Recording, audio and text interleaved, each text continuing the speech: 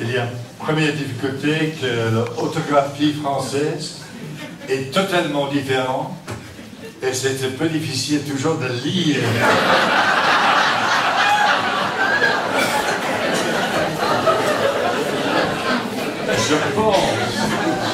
Je pense que c'est dire tout amour vient de Dieu. S'il y a deux personnes qui s'aiment jusqu'à la mort, cet amour vient de Dieu.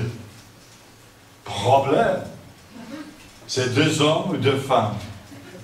Cet amour est bien. Disons que c'est bien. Benedicamus. Oui, je pense que c'est totalement vrai. Dieu est présent dans tous les amours. Dieu est présent dans l'amour d'un homme pour une femme ou dans l'amour des deux hommes. Dans l'amour que j'ai pour mes frères, pour mes neveux. Dieu est présent dans chaque amour. Et c'est pour cette raison que je pense, comme nous pensons à la situation des couples gays, ce n'est pas une question d'un problème. C'est une question de recevoir la richesse que nous pouvons recevoir de la communauté gay. J'ai souvent présidé à une messe à Londres, à Soho, qui était spécialement ouvert à la communauté gay. Il y a beaucoup de Français qui viennent. Et ce n'est pas seulement les gens gays qui viennent, il y a beaucoup de gens. Les parents, les amis des gens gays viennent aussi. Et c'est pour accepter, pour bénir les dons que nous pouvons recevoir des gens qui sont gays, qui sont homosexuels, qui sont hétérosexuels, qui ne savent pas exactement. Parce que dans nous tous, Dieu est présent. Et il ne faut avoir peur. C'est la chose importante. Il ne faut pas avoir peur. Et je pense que nous avons tous à peu près le même défi. Et comment aimer? Comment exprimer notre amour à l'autre? C'est le même problème si on est homosexuel ou hétérosexuel.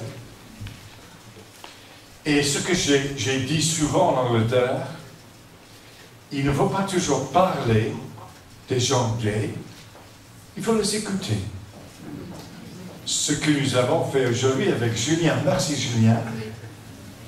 Par exemple, je connais des vieux, encore plus vieux que moi, des couples gays qui ont vécu ensemble pendant 50 ans.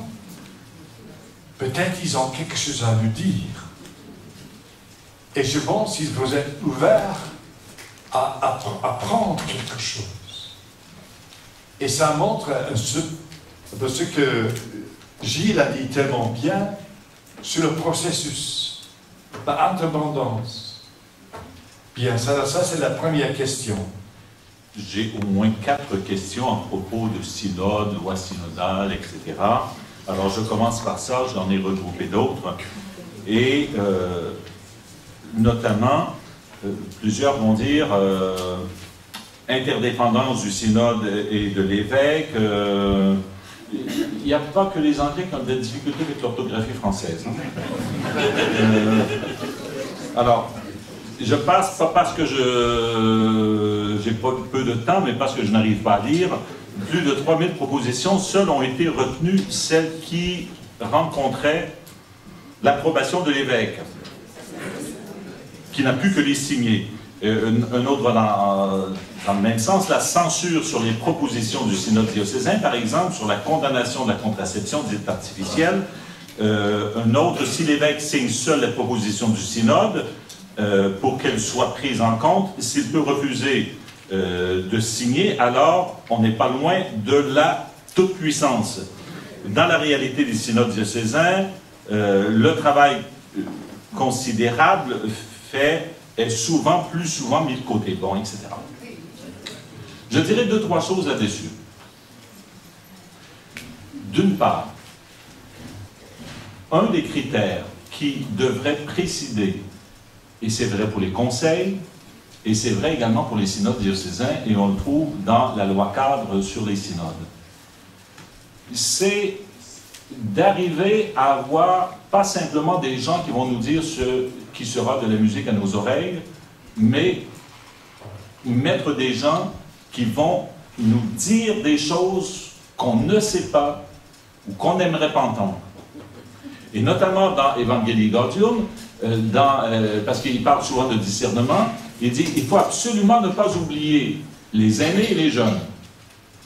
Mais c'est simplement pour nous dire également qu'il ne faut pas oublier d'autres types de personnes. Et si un synode, comme n'importe quelle autre assemblée, si on l'organise pour n'entendre au final que ce que l'on veut entendre, on n'a pas fait synode. Et on ne construit pas l'Église comme ça. Quand je dis la diversité, c'est la diversité également, non seulement des fonctions de l'Église, mais des conditions. Premièrement. Deuxièmement, j'ai dit également que ça a un caractère collégial. Donc, ce que l'évêque signe, il va dire, il faut que ça résonne également. C'est ce que disaient les anciens, le consensus antiquitatis et universalis. C'est-à-dire, pas simplement chez nous. Parce que ça peut être l'expression simplement de ma culture. Je vais vous donner un exemple. En Afrique du Sud, ce sont les églises les plus congrégationalistes qui ont soutenu le plus longtemps l'apartheid. C'est-à-dire les petits groupes protestants où les décisions se prenaient par la communauté.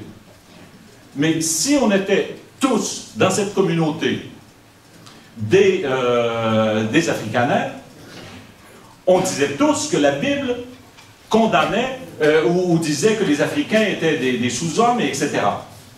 Et ce ne sont que les églises anglicanes et catholiques en l'espèce qui étaient obligées de pondérer ce que disait leur congrégation avec ce qu'on disait dans le reste du monde, qui ont été les plus combatives contre l'apartheid. Alors, c'est pour ça qu'il ne faut pas être simplement sur notre propre site de parole, mais notre culture n'est pas exempte également de dérives, et c'est là, entre ce que pense un évêque d'Afrique, etc., là, je n'entre pas dans ce détail-là, mais j'ai des exemples très précis à l'esprit, c'est-à-dire, s'il ne les signe pas, parce qu'il pense que ça n'entre pas dans la communion de l'Église, il doit au moins en informer, comme c'était la tradition, le président de sa... oui, c'est le président, ou je ne sais plus, de sa province ecclésiastique, envoyé, je n'ai pas signé ça, il envoie ça au président de sa province ecclésiastique et éventuellement à l'évêque de Rome, en disant, voilà ce qu'exprime mon Église. Il doit le faire connaître, il ne doit pas dire simplement, je ne signe pas. Je crois qu'il a une obligation d'aller plus loin. Donc, on n'est pas simplement dans la toute-puissance, parce qu'il y a un deuxième critère en plus de celui-là, il doit se situer devant la parole de Dieu. Il doit dire, est-ce que c'est seulement mon opinion, ça?